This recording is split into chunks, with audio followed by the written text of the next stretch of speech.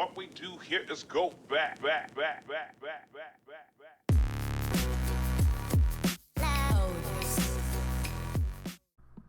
Hi, and welcome to Chapter 10, the Mediterranean Society, the Greek Phase. You already know a couple of things, or at least 4 things in particular, about the Greeks, and we're going to kind of highlight them here. Number 1, Alexander the Great invaded India. So we know that he comes from the Greek area, and he's going to invade India through the Khyber Pass, which we'll touch on more as we go along.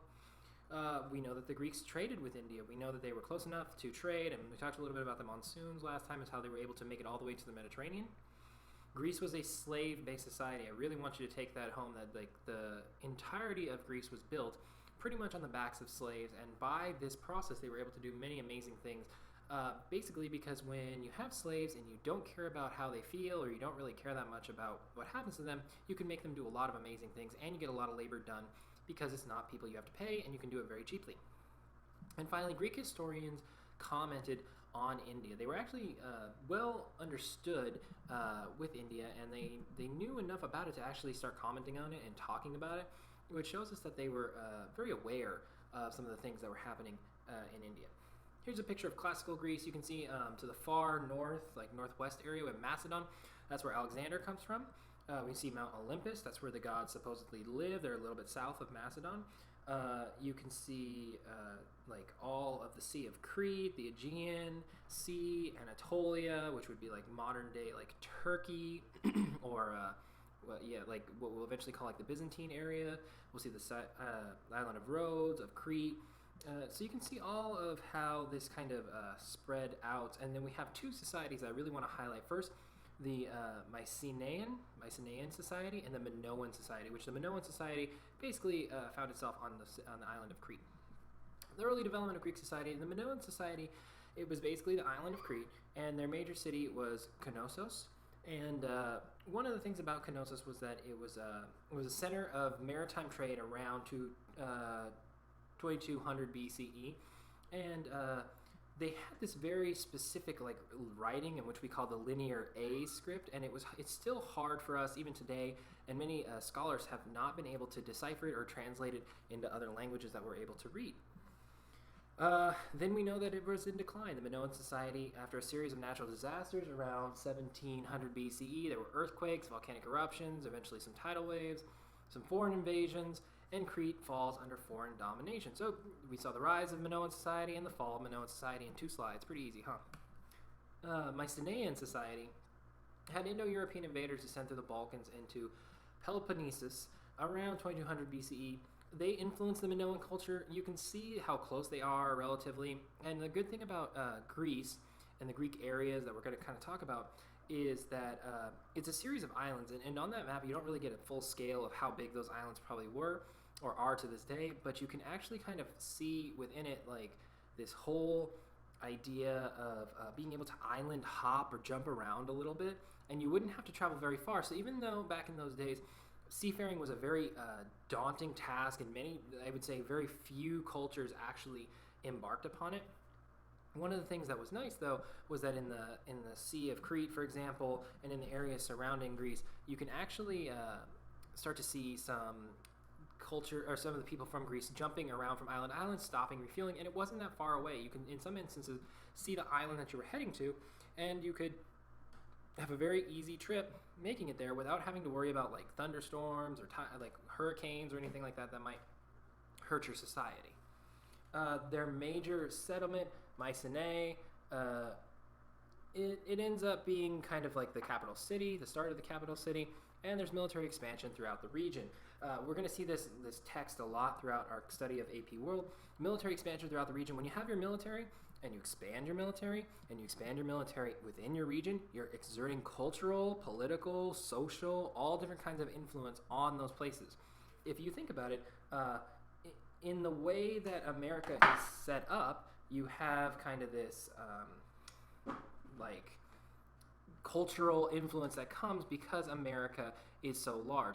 If you think about the places in the world that American military is based, like for example in Germany, there's a base in Ramstein, Germany. In the area of Ramstein, Germany, they have English bars and people speak English, and a lot of what happens in and around Ramstein is American-centered. And because our military is stationed where it is, we exert a lot of cultural, political, social influence on that area of the globe.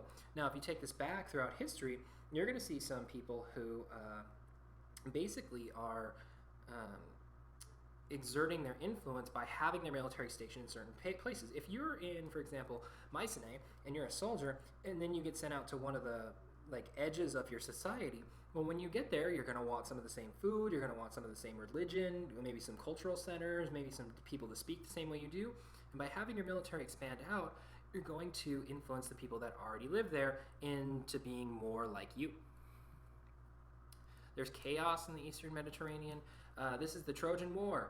Around 1200 B.C.E., it's highlighted in Homer's Iliad. It's a very famous story about Achilles and his fight, and Achilles is fighting and trying to basically have this great war between the Trojan peoples.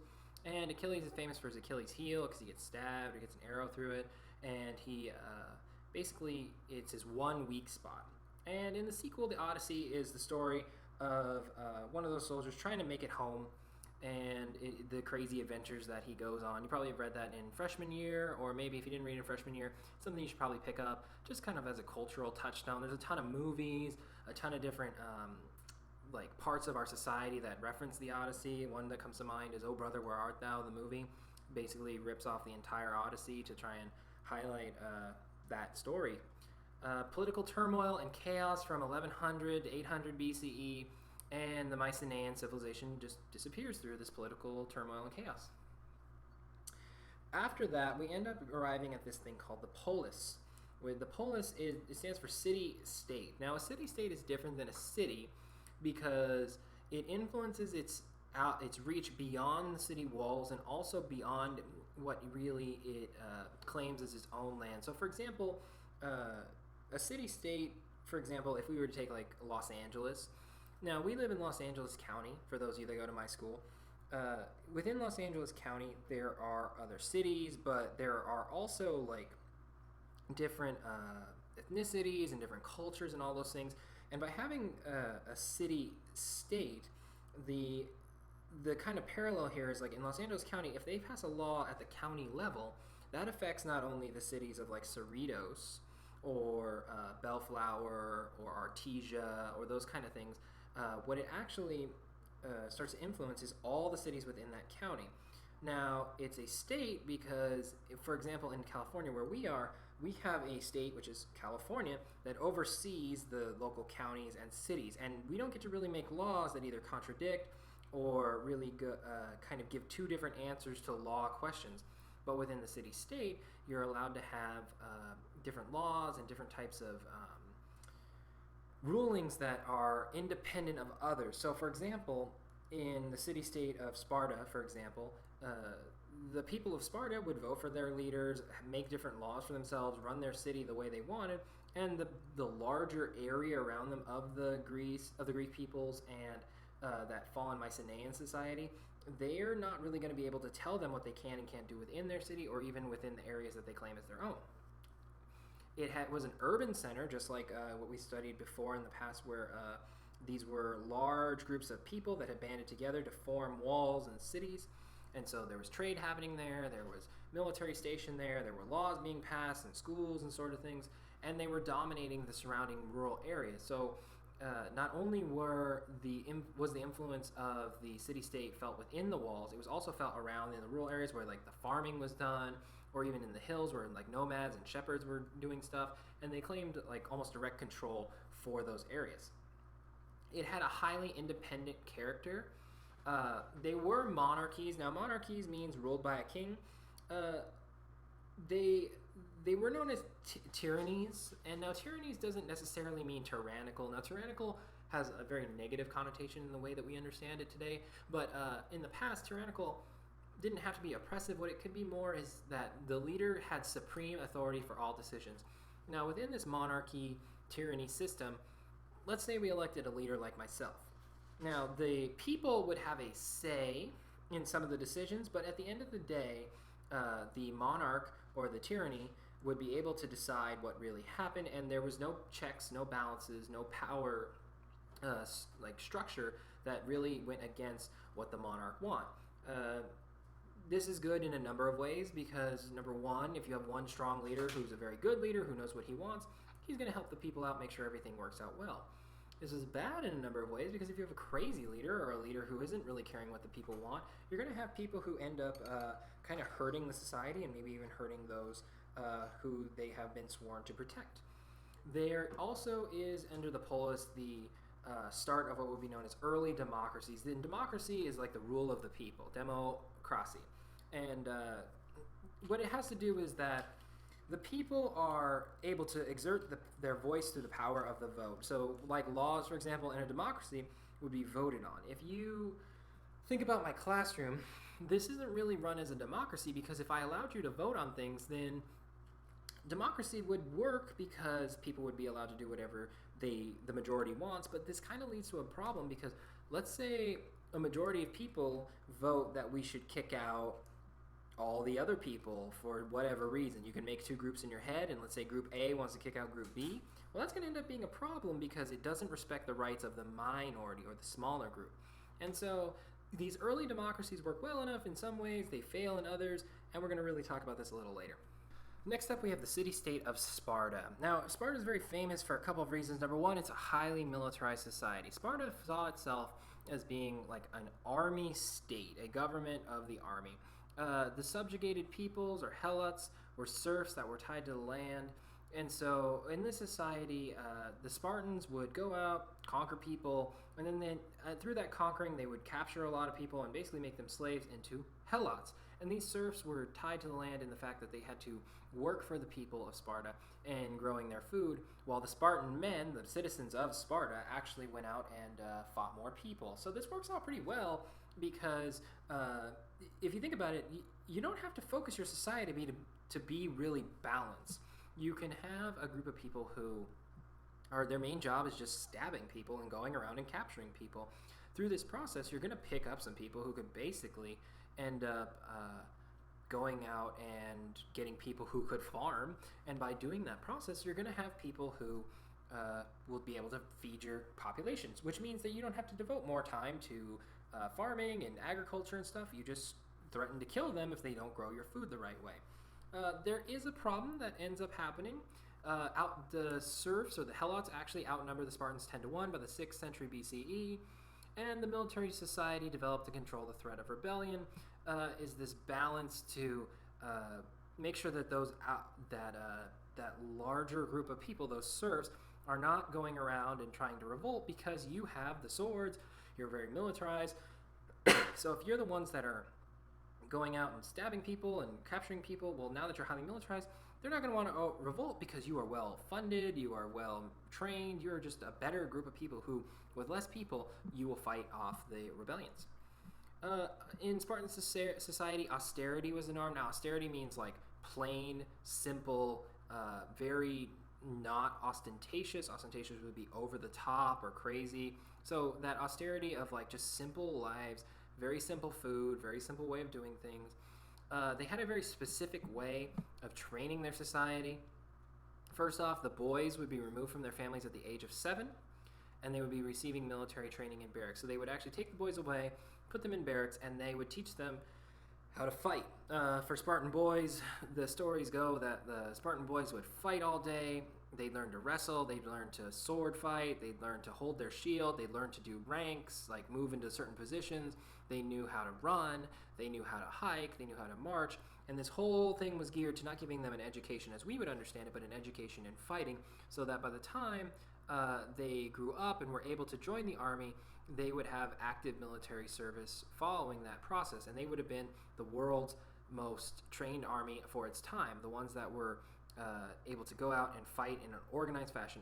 In the histories that we've studied, very few armies actually spent the time of like training their soldiers. Many times it was actually easier to just do something like get all your army from the people that were there. So you would say as a king, okay, all you farmers who are out there doing stuff, there's people that are going to attack us. I'm going to give you all swords. Let's go out and fight them. And when we beat them, we'll have all their stuff and you'll protect your land. It was advantageous for you to go out and fight because you're protecting your family and your homeland. Yeah, you might die, but you might die if you just sit at home too. Whereas with Spartan Society, you were fully aware of what you were kind of getting into. By the time you probably reached 8, you knew that your life was going to be about fighting. And since your life is going to be about fighting, why not get a lot of training that led you to be the better fighter? If you're fighting as a Spartan against a bunch of peasants around the world, you're going to have a way better system of organization, moving your troops around. The tactics that they would be able to employ by moving troops would work out way better than any just group of farmers trying to defend themselves. So you really didn't have to worry so much about attacks and violence. They'll eventually get to marry, but they don't have a home life until age 30 when they were allowed to retire from the army. So they were allowed to go home to Sparta. If you made it to 30, if you didn't get killed in battle, then you were allowed to stay at home, relax, and maybe even get a job and train the next group of soldiers. There's relaxation of the discipline by the 4th century CE. So around the 4th century CE, we see that they stop doing this whole removing boys system, and they stop focusing heavily on having an active military as a part of their culture. And it's not a complete withdrawal, but it is a relaxation. Now this is in contrast to the city-state of Athens. They are the first to develop an early form of democracy. Now, when I talk about democracy, we're talking about the voice of the people or the rule of the people, but I don't want you to think about it in democracy in the way we would talk about in America. We're not a democracy in America, we're a democratic republic. Now, a democratic republic means we vote for elected leaders who go out and then make decisions for us. In a true democracy, we would vote for everything. And so there's a very famous example through this documentary I was watching once where they have these little discs, and on one side, you would pinch it between your fingers, and inside of this disc was either a hole or not a hole. And so by pinching it with your fingers, you were hiding the little hole that's inside of the disc. Now, you would throw it into the pot, and when they would take votes on things, and then they would count all the ones with no's, which would be the holes, and the ones with yes, which would be the ones without holes. And what you would do is figure out what we should do. Now, with democracy, the idea within Athens was that all free adult males were allowed to vote. So if you were free, meaning you weren't a slave, if you were an adult, meaning you were above a certain age, and if you were male, meaning not a girl or a woman, you would be allowed to vote and have your voice heard. You can see how this is a very not fair or not egalitarian process, but at the same time, you can understand where they're coming from because in their society, they had built the society around this idea that those who only should get a say are the ones who have the most to lose. The free adult males are the ones with property. They're the ones who have the most to lose based on certain decisions, and they're the ones who are having to protect others. As a patriarchy is established within the Greek society, you need to have a system where the paterfamilias, or the father, can actually take care of the others that he's put under his charge, like his wife, his children, such. Women and slaves were excluded from this process. Yet, you can contrast this Athenian-style government with the Spartan militarism. With Sparta, there wasn't really a vote. You're in the army if you're a boy and you're a soldier. And again, this comes back to that thing of you have the most to lose. As a male, if you made it to 30, you had to have a Sparta to retire to. And the best way to protect your Sparta and your beloved city is to fight. And if you can fight and kill all the other people before they kill you, you have a really good chance of making it to retirement. And again, this isn't the way we would think today, but you can understand where being strong and protecting what's yours actually leads them to their understanding in Sparta. And in Athens, they don't really focus so much on the militarism. They believe that we should vote, we should use our reason, we should use our intellect, we should use our mind to figure out, okay, what should we do next? Within Athenian society, maritime trade begins increasing prosperity beginning in the 7th century BCE. Now, maritime, in the ocean, they're trading, they're getting some prosperity. Remember those little islands I talked about they were able to hop around on? It's great because you can stop, you can drop off some supplies, pick up new supplies, go all around. And through that trading, you're going to gain a surplus of goods. And also, you're able to kind of trade at larger distances because you're not making such a huge jump across the Mediterranean or the Aegean Sea. You're going to be able to trade as far as, for example, India, when the Indians show up because of the monsoons and such. There are aristocrats that dominate small landowners. There's going to be a problem that arises within Athenian society, is that a small group of aristocrats or land-owning, very rich people start to dominate the smaller farms that are in the area. And what ends up happening is that there's going to come a point where there's this class conflict. Now, this is the first time class conflict has shown up in our class, and I kind of want to highlight it a little more than I normally would. Socioeconomics is the study of how society is affected by economics or money, and there's going to be this tension between the rich and the poor. With this specific example, the rich are the landed aristocrats. Now, the rich landed aristocrats have a lot of power and a lot of influence because they own a lot of land. And by owning a lot of land, they're able to have lots of food and grain and grapes, for example, and olives to grow on their land, which allows them to get lots of money because when they go to market or they trade or whatever, they're going to get a lot of return on investment. Now, the problem with this is because, for example, if a landed aristocrat had 10 acres of land and you were a small landowner that only had 1 acre of land, well, every year when the harvest came in, he's going to make 9 times more harvest than you are, meaning he's going to be 9 times richer than you are, and that's going to happen year after year after year. And then as the rich get richer and the poor pretty much stay the same, the rich are going to be able to take that excess amount of money and go out and buy smaller land. So maybe your neighbor who's not really having a good year in his crops might sell his land to the man who had 10 acres. Now the very rich man has 11 acres. And as a way to keep the farm going, that rich aristocrat might pay your neighbor to just stay on the land and keep working it, but he has to give up all his crop to the landed aristocrat, and they'll make them even more richer. So when the next year comes, now he's making 10 times more than you are. This process is going to continue until there are a very small group of aristocrats or very rich people in a very privileged position in the society are able to basically take over the entire farming areas, and they're going to make tons of money. If you own pretty much all the land that grows the wheat and you want bread, you're going to have to buy the wheat from the person who owns all that stuff. And if there's no other option to buy wheat from anyone else, you're going to be stuck paying whatever price they decide you're going to pay. This is where we get to the aristocrat Solon and the Athenian democracy. Solon mediates the crisis, which means he figures out a way to make everyone unhappy, basically. He doesn't make one group happy and the other group happy. He just makes everyone kind of not as pissed off, but more pissed off in general. Aristocrats are going to keep large land holdings, but the debts, for example, in that aristocrat example that I gave, let's say that you were kept on to farm the aristocrat's land. Well, maybe he says, okay, you need to farm, and last year this farm grew 100 bushels of wheat, for a simple example. But this is a bad year, and you're only able to grow 50 bushels of wheat. Well, he said you were supposed to grow 100. Now you owe him another 50. So you just now are in debt, even though you sold your land off, right? And that debt might grow year after year after year because you're never going to be able to pay it back. And that means that you're going to be stuck under, basically like as a slave to those very rich aristocrats. So Solon argues that the aristocrats should be allowed to keep their land, all the land that they've bought or sold, and that those who are living on the land, they should have their debts forgiven, which means that whatever is owed to those large landowners are null and void, they're gone. And he's now going to say that you're no longer allowed to keep somebody as a debt slave. So if you were one of those people that owed 50 bushels of wheat through your debt, well, now you're free and you can't be kept as a slave just because you owe some money to a very rich person. He also removed family restrictions against participating in public life. In the past, you had to have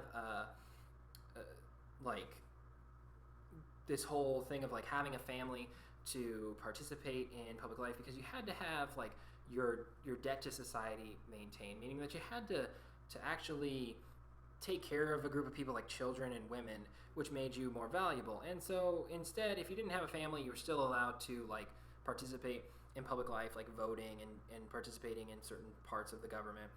And finally, he instituted paid civil service. This is a very interesting and great part of the world history that we look at. Paid civil service, in the past, people had jobs, and maybe those jobs were more like a contractor base. So if the government needed lawyers, they would go out and hire some lawyers and then get them to do the job, and then they'd stop doing that job. But if the lawyers didn't have any other clients besides the government, they might starve because the government doesn't need them all the time.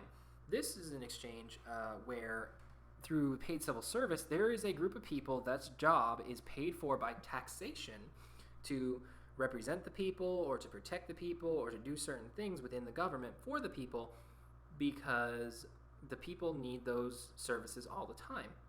And it helps both sides in a certain way. It makes things better for those who are doing the public service because they have a guaranteed job. Now you are, for example, a tax collector. Your job once a year is to go out and collect taxes and bring the taxes to the government. Well, you know that every year you're going to get paid, or all the time you're going to get paid, or however long it takes you to do your job, and that makes you happy because now you have a stable job. This is opposed to, for example, in the past when they would hire out tax collectors to go and collect money, and then once they collected the money, they were kind of out of a job after they were done collecting the money. This also helps the government because they're able to go have a go-to set of people. Sometimes if you need like 20 people to go collect taxes, well, if you don't have 20 people who want to do the job or can't get away from farming or whatever, you kind of can't do what you want to do. Whereas with the paid civil service, you're saying, okay, these 20 people, your job is to collect taxes. You have to go and collect the taxes whenever and bring the taxes back. And that meant that the government could run efficiently, didn't have to scrounge for people, and it had made sure that people who were going to collect the taxes knew what they were doing, they were professionals at their job, and they were able to do it in a way that was very efficient for all involved. We then get to Pericles. He rules from 461 to 429 BCE. This is the high point of Athenian democracy. He was an aristocrat, but he was popular, namely because he instituted massive public works. If you're going to be a good leader, sometimes you need to just build some stuff that helps everyone. If you think about, for example, in our area, we have a big library across the street at Cerritos. That's a public work. It doesn't really benefit the person who built it necessarily by themselves, and it doesn't benefit just the people of Cerritos. It benefits like everybody who comes there and wants a book. So if you're a resident of Cerritos, one of the benefits of living there is the ability to go to that library and study there, use the computers, check out books, do all the cool things that are in that library. And by doing these massive public works, the people say, hey, that guy's not a bad guy because at least we got this building or this thing out of them being in charge. And through Pericles, he encouraged cultural development, like in the arts, architecture, all different kinds of plays, those sorts of things. And by encouraging it, we mean he gives some money to, or he builds new stadiums, like amphitheaters, where people could perform plays, yada, yada, yada. Here's an example of some of the massive public works.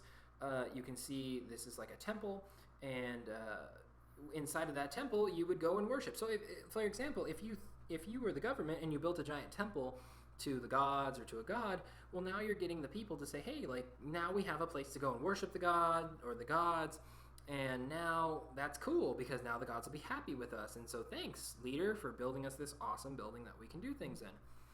Here's an example of our modern day America. This is actually outside the Supreme Court in Washington, D.C. You can see how the columns, for example, match the similar style. And the reason that is because we get, in America, a lot of our foundations of democracy, our understanding of the ideas of equality, justice, freedom from the Greeks who started tinkering around with those ideas. And our Western tradition of looking at the world comes directly from the Greeks. And so to honor them, we built our buildings in many parts of America to kind of replicate that.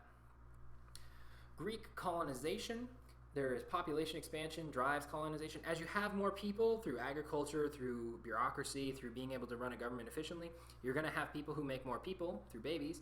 And this is going to drive to colonization, which means going out and taking over people's stuff and planting your flag, they didn't have flags back then, but planting your influence and dominance on them. Throughout the coastal Mediterranean, the Black Sea, we get the cities of Sicily, Naples, Neapolis, which means new city. Throughout southern France, we get Massalia or Marseille, Anatolia, southern Ukraine. All these fall under the Greek influence. Here's the classical Greece in the Mediterranean Basin between 800 and 500 BCE. Look at all the little red dots down in there. I can see, for example, Byzantium, Cyrene, Neapolis, Saguntum. You can see all these different little Syracuse, Greek cities that are dotting all over this Mediterranean. One of the reasons, strategic advantage. If you have a city that you're going to, a center of trade, you have a kind of a destination, and you know people will be there ready to trade for you. You also have kind of outposts for your military to be stationed to watch the borders to keep all the people that are in the middle more safe. And you also have like a new group of people that are maybe growing different things, or they're like creating different things. And so you have a lot of like a larger trade network of goods and services you can cull from. The effects of Greek colonization, there's trade throughout the region. This works out really well for the Greeks because they're able to trade between themselves, but also if you were from the outside parts of that Greek kind of section, you would be able to come into the Greek cities and trade with the Greeks, maybe some things they didn't have, like spices or goods, whatever. They also get to communicate ideas. Again, this goes back to when I talked about the Silk Road. The things that were being traded on the Silk Road were not just goods. They were also ideas. They were also language, religion, culture, arts, like all different kinds of things that we wouldn't normally associate with trade. But if you have a bunch of people kind of together and they're kind of sitting around after trading their goods, well, maybe they'll share their religion, or maybe they share their like new scientific discoveries from the area they're from, or maybe they're trading some of the like ideas that like their philosophers are talking about. And those are things that people kind of pick up on and see it as a cool new way. I mean, think about when you came to school for the first time, or maybe the thing I always remember is when you sit down at like lunch, right? So if you remember in elementary school, your mom and dad made you lunch a very specific way. Some of you, it was like a sandwich, right? You got turkey, you got cheese, you got ham or whatever, and it's packed between two pieces of bread. But then you come to like a school in Cerritos, and maybe you're sitting next to somebody who has spam musubi, right? Something you've never seen before. Or maybe you're sitting next to some kid, and he pulls out a bunch of lupia, like those little tiny like egg roll things like from the Philippines. And it might blow your mind, but if you try one, you might like it, and now your culture has been shifted, or you've shared your culture. And maybe to them, your sandwich might be like super weird. Why would you take two pieces of bread and just put some meat in between it? Why wouldn't you make spam musubi or whatever? This is like a very simple understanding of how like culture is traded, but you can understand that even way back when people pull out their lunch, figure it out. Kind of cool, huh? Political and social effects. Politics, the idea of democracy itself spreads. You let everybody in your society vote on things? Wow, that's amazing. We should do that. There's also social effects. Social effects, like if you think about how society is organized, the bureaucracy system gets spread through this way. Oh, so leaders meet other leaders and say, so how do you control your empire? Oh, well, we do this, that, and the other. Oh, that's really cool. Let's trade those ideas. Here is an example of the Greek alphabet. Alpha, beta, gamma, delta, epsilon, zeta, eta, theta, iota, kappa, lambda, mu, nu, xi, omicron, pi, rho, sigma, tau, epsilon, phi, chi, psi, omega. If you look very close, you can see that there is a very, very, very close similarity to many of the letters we use today, especially alpha, beta, epsilon, zeta, eta. You get the whole idea, right? Now, these Greek letters will eventually lead to what we will use as like the Greek alphabet system that we base our letters off of in English. So that cultural idea of those shapes are still to this day being used. And so without them, we wouldn't really be using the same letters that we use for English. Also, just kind of a cultural note, make sure you know like alpha being first and omega meaning last. Many of these letters have like dual meanings. So for example, delta means like 4 in a lot of places, and alpha means like first, and beta means 2, and omega means last, the last of something. And when you get to college, you're going to have Greek letters, Greek organizations. You can look them up because you'll, for example, have like Kappa, Kappa, Mu. I don't know. Pick a fraternity, figure it out. But they all have different letters, and that's the way that sororities and fraternities organize themselves along, like usually 3-letter Greek alphabet names. The Persian Wars are from 500 to 479 CE. There's a revolt against the Persian Empire in 500 BCE in Ionia. Athens supports with ships. The Greek rebellion is crushed by Darius in 493 BCE. Athenians rout the Persian army in 490 BCE. And the successor Xerxes burns Athens but is driven out as well. This is just kind of like the bullet points of that war. The Delian League. So all the different Greek city-states get together. The Polis, get it? Create the Delian League to forestall more Persian attacks. So they're really afraid of Persia coming in. They're led by Athens because Athens, again, known as like the reason people, the people with the knowledge. They make there are massive payments to Athens. They fuel the Periclean expansion. They're resented by the other polis, meaning that like the Athenians get a lot of money through this Delian League, and it's like a very base form of like what we would understand as like the United States. Now I say that only because like if you think about the United States, like Missouri, Texas, California, those are like separate states with separate people who have like separate ideas, but they can kind of all get together and say like we don't want to get invaded by say Canada. And so we should stick together, and if Canada wants to invade us, then Texas and Missouri, you should help out California, and vice versa and all around. But we'd still have to pick like a leader or a certain city or state to be in charge. And so with the Delian League, they pick Athens. And so Athens gets a lot of taxes and money basically to go and try and like prevent another invasion from the Persians.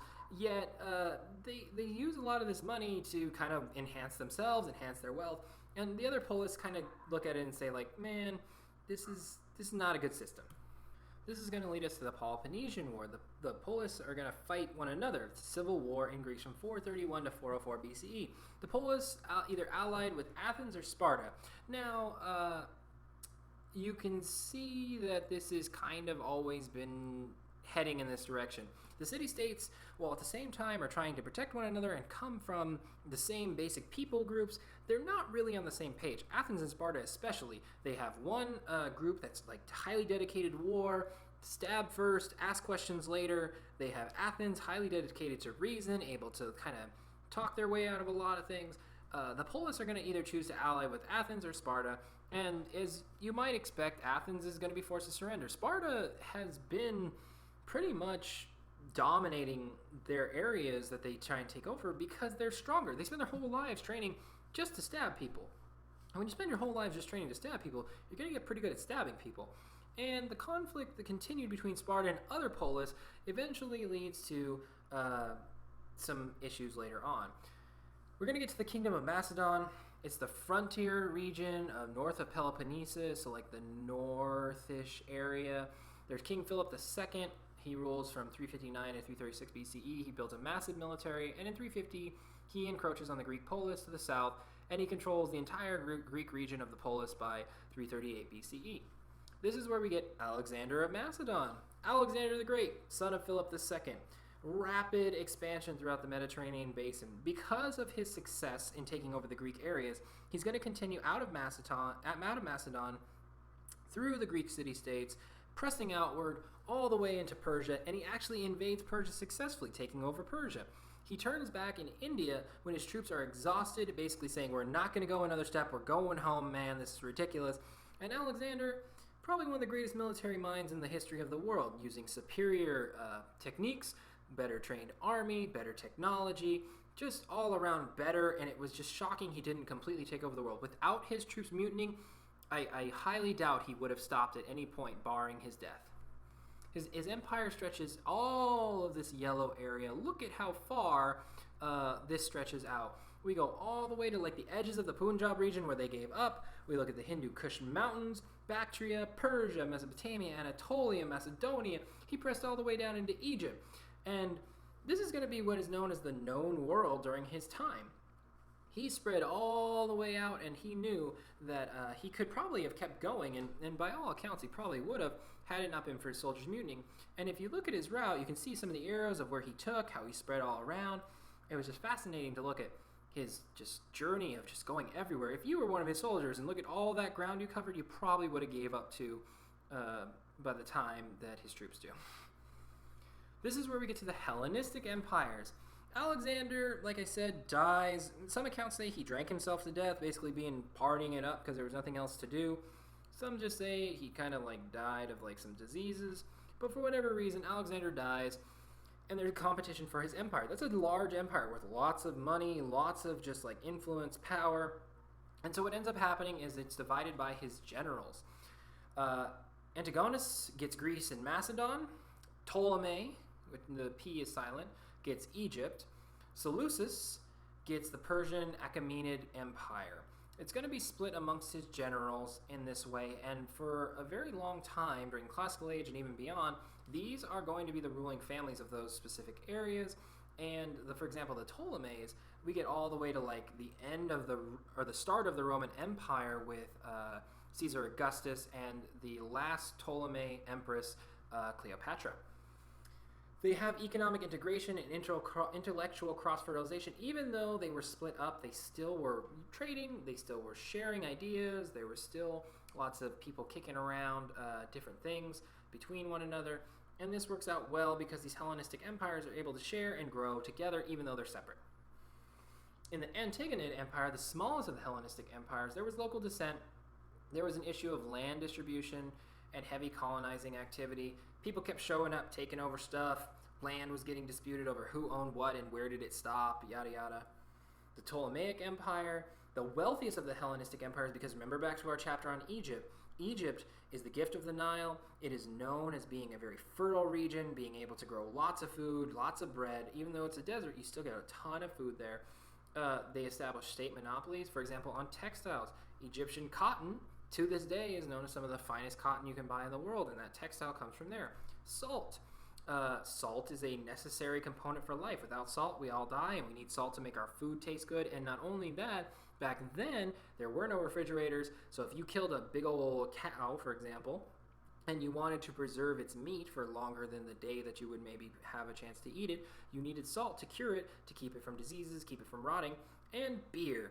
Beer, one of the greatest inventions in world history. Not because I personally like beer, but because beer does an amazing thing. Number one, it is able to be resistant to many germs and bugs and pests because it is highly alcoholic, and bugs like that and certain like animals don't like alcohol because it is a disinfectant.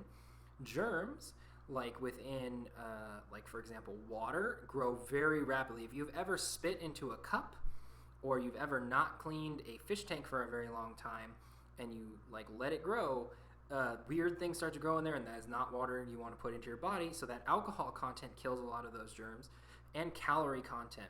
If you have a lot of wheat can go bad eventually, but if you're able to convert a lot of that wheat into alcohol, you retain a lot of the calories.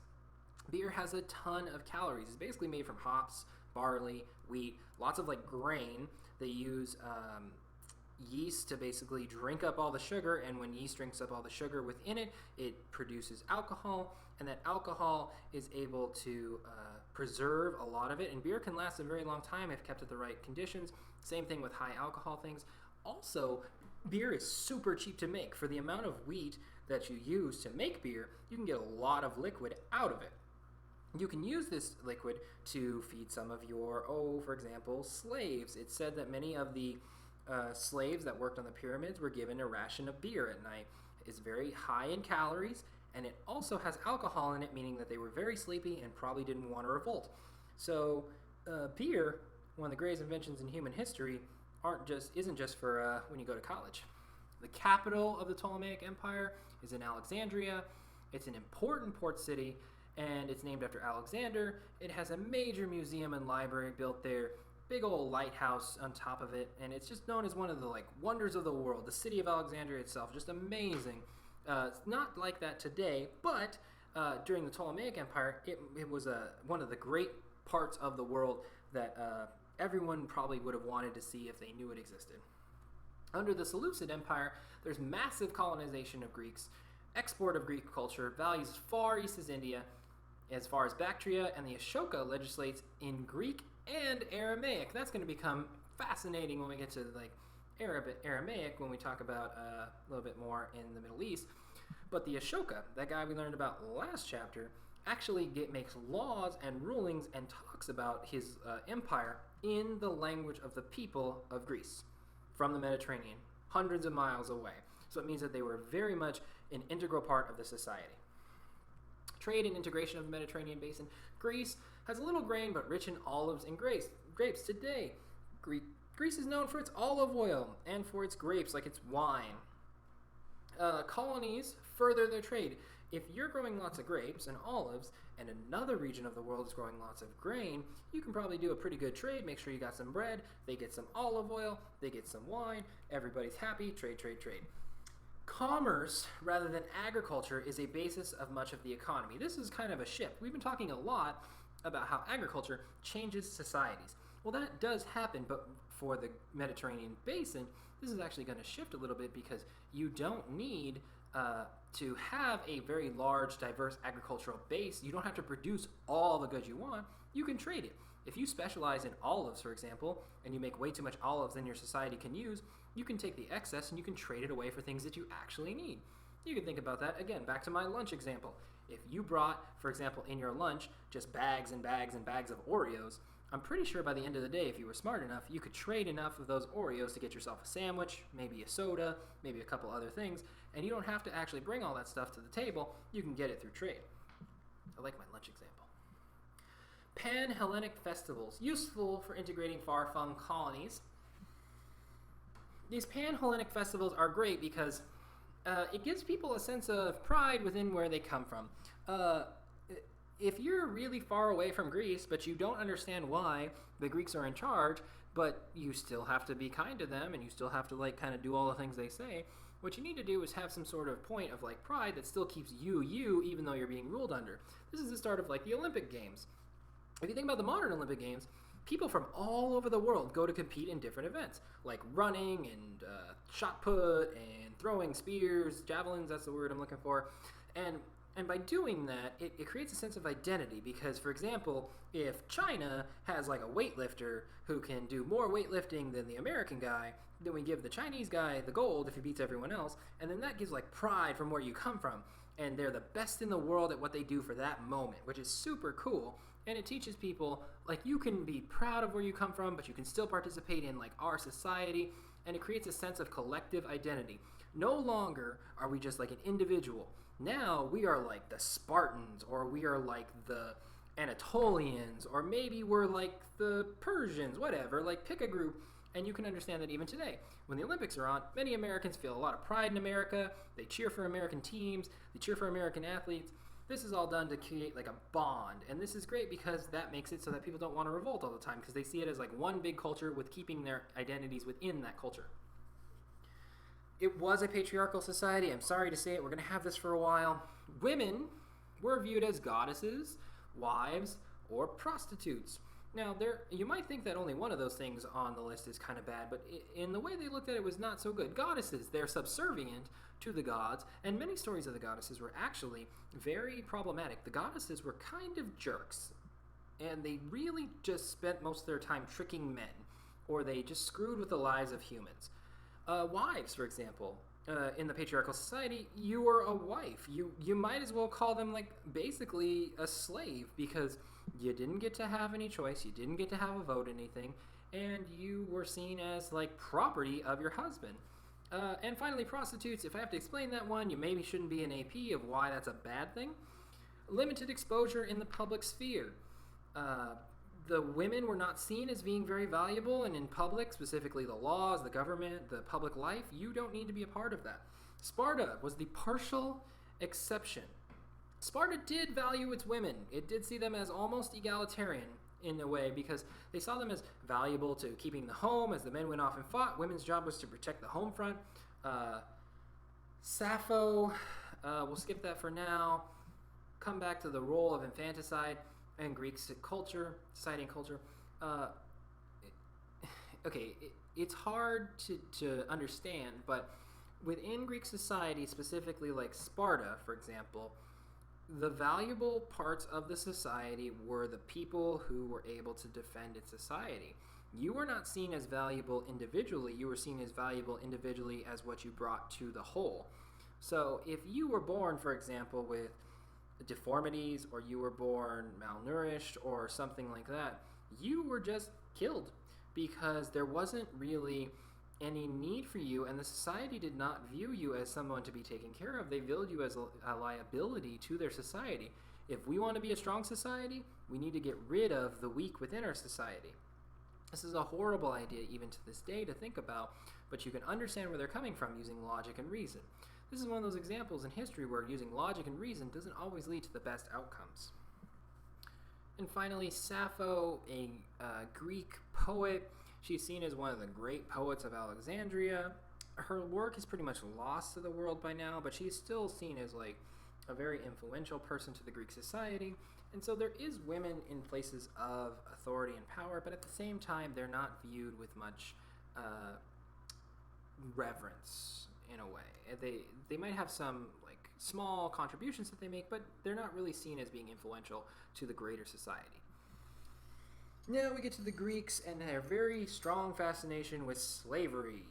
They had Scythians from Ukraine, Nubians from Africa, and this was done as chattel slavery. Now, chattel slavery is kind of a terrible thing within a society, but it's a little bit better than, say, the slavery of the Americas. Chattel slavery was you go around and you capture people, you make them your slaves, and then once they're done being your slaves, you might let them go.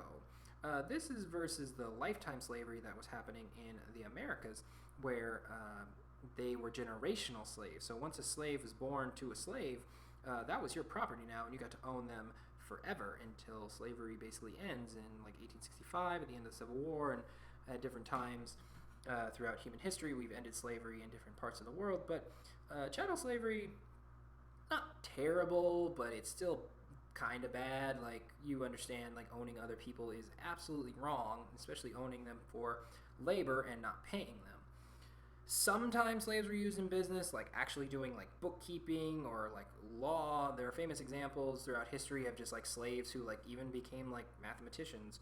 But many times throughout this slavery, they had an opportunity to buy freedom.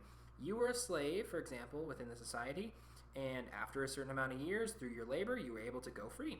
That's kind of good because you at least have an end date of when you had to do this. There wasn't like this life-crippling kind of ownership. It does, however, keep one thing down: rebellion. If you are a slave and you know you just have to work for like 10 years, that's not terrible. It's kind of like going to jail. You're not going to do anything because you know that if you revolt, that 10 years might turn into like 50 years, but at least you know that there's like a point at which you might have this all be done. So just work hard. And many slave owners in this area probably weren't terrible to their slaves. Like, they don't have like the whipping that we would associate with slavery in the Americas, but they weren't treated very nicely. The Greek language, they borrowed the Phoenician alphabet, they added vowels, and it's a complex language. We even use a lot of like Greek and Latin roots to this day in our words. Like, for example, we say the alpha, which is like the head, like I talked about before. Pi, you guys still know what pi is, 3.14159, blah, blah, blah, blah, blah, blah. You get how their influence still affects us to this day. In science and mathematics, they use observable evidence and rational thought. This was mind-blowing, and you guys might not understand this right now, but there was a time at which it was just like, why does the sun come up? I don't know. Maybe there's a guy with like a chariot, and he rides through the sky, and he makes the sun come up. That was like their extent of understanding, because they kind of use the system of like, well, could you prove it's not a guy in the sky, like running the sun across the sky? Well, then it's a guy running the sun across the sky, yada, yada, yada. But instead, the Greeks actually use science and mathematics, or like observable evidence. Like, so the sun moves in a very predictable pattern, and it's very far away. Maybe it doesn't need a guy in the sky like riding in front of it. Maybe it just does it on its own, and they would use scientific experiments. They also did things like rational thought. Maybe we could like use math to figure out like, okay, the sun was blocked out like at this time. And if we make a model of what we think the universe looks like, maybe we could predict when that eclipse happens again. And Thales predicts an eclipse on the 28th of May in 585 B.C.E. That's amazing. Without computers, without a working knowledge of the universe and how like the sun how the world orbits around the sun and all the other planets and the moon, he was still able to figure out there was going to be an eclipse, and then it happened. That's amazing. Democritus and atoms. That's going to be this guy who basically sits down and says the whole world is made up of tiny little things. And when you get to the tiniest level, you can't break them down anymore. That's what everything's made out of. And that blew everyone's mind, because if you think about it, you'd be very easily led to believe that like everything that is just a version of something else. Like, for example, my computer sitting in front of me is just a bunch of little parts, but where did all those little parts come from? And if we could go smaller and smaller and smaller, they thought there were just little versions of that. Like an apple, there's just millions and billions and trillions of little tiny apples that are making up an apple, or parts of an apple that make up an apple. So it wasn't the greatest way to look at atoms, but they at least started thinking about atoms.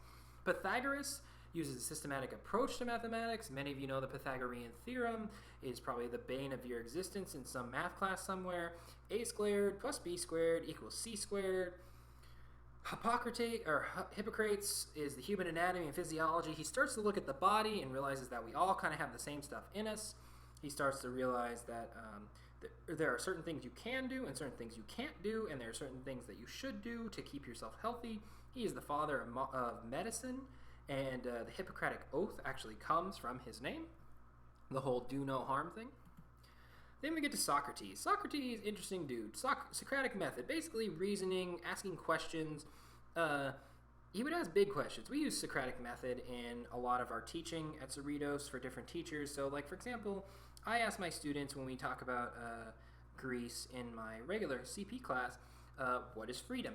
And they kind of take it and talk about it for a while until they can get to one solid answer, and then we ask questions about that solid answer, and we just keep asking questions and questions and questions until we've exhausted all the questions, and maybe we come to an answer, maybe we don't, but we keep just asking lots of questions.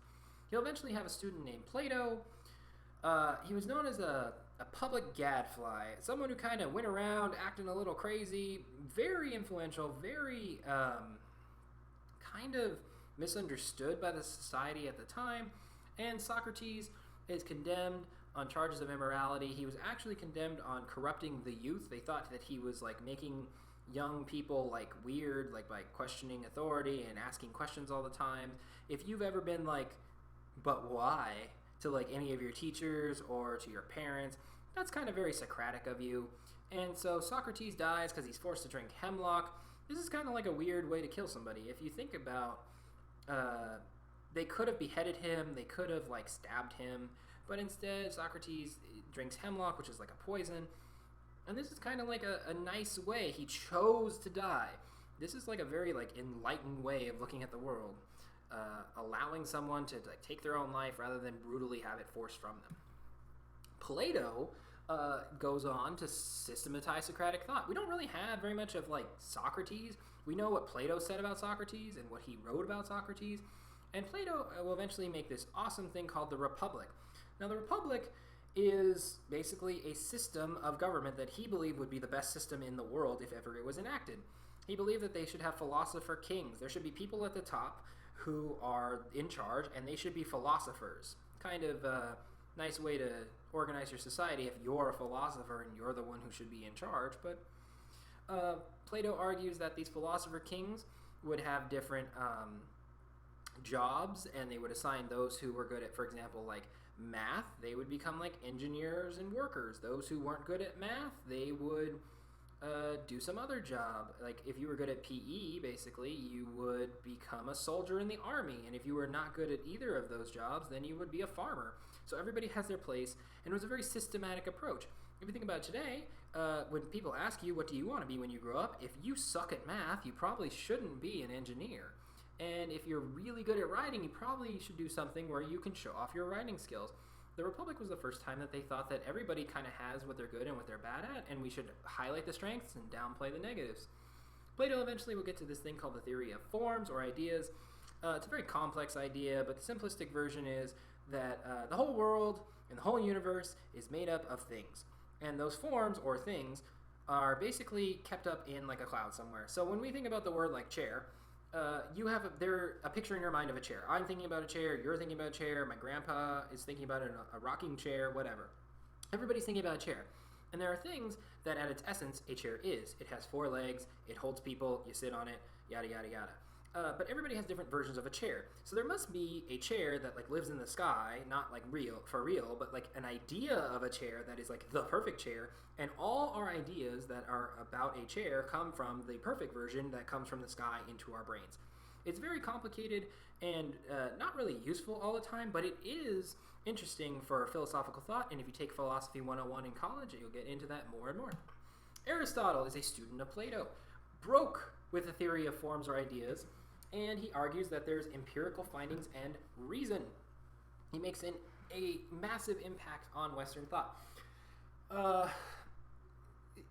This is the start of like contradiction. This is the start of people like arguing. Aristotle is going to say like, no, we need to look around and we should only believe what we can see. We should only believe what we can reason with our natural mind. We should not believe that the gods are up in the sky doing all these things. If we've never seen the gods, maybe they don't exist. He wasn't a straight up atheist, but he was starting to ask questions that many people didn't necessarily like to question. And especially his emphasis on reason is going to lead to basically modern philosophy and all the way to any philosophy that takes place to this day. Next, we have the Greek theology. They were polytheistic, meaning they believed in many gods, each god having a different job. Zeus was known as the principal god, god of thunder and lightning. They also had many religious cults. For example, the Eleusinian Mysteries. Yeah, that's how you say that word. Eleusinian Mysteries.